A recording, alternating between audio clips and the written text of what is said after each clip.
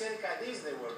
Los precios van desde los $10.000 por un lote de 1.000 metros cuadrados. Repito, $10.000 por un lote de 1.000 metros cuadrados. Imagínense. La zona donde se encuentran estos terrenos es residencial. Tiene todos los servicios: agua, desagüe, electricidad, gas, internet, lo básico para vivir.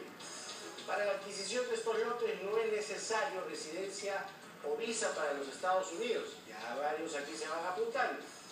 Daniel Espinosa, director de American Prime, nos cuenta estos asombrosos detalles. Escuchemos. Estamos aquí tratando de promocionar y hacerle que la mayoría de los peruanos puedan acceder a obtener un lote de tierra en los Estados Unidos. Tenemos dos tipos de propiedades, una que son los cuartos de acre, que valen $9.990, y los acres, que valen $16.990. Estos son precios realmente accesibles y que queremos que la mayor cantidad posible de los peruanos puedan adquirirla, ¿no? Un hecho que es muy importante es que las personas no necesitan tener una visa para poder adquirir un terreno en Estados Unidos. Eso es cierto. No necesariamente tienes que tener una visa para poder comprar una propiedad. Justamente eso es lo que queremos tratar de informar a la gente, de que lo puede hacer y puede adquirir una propiedad sin ningún problema. Y si una persona ya es propietaria y no tiene visa, puede también vender la propiedad en los Estados Unidos sin necesidad de ir allá. Eso es factible 100%.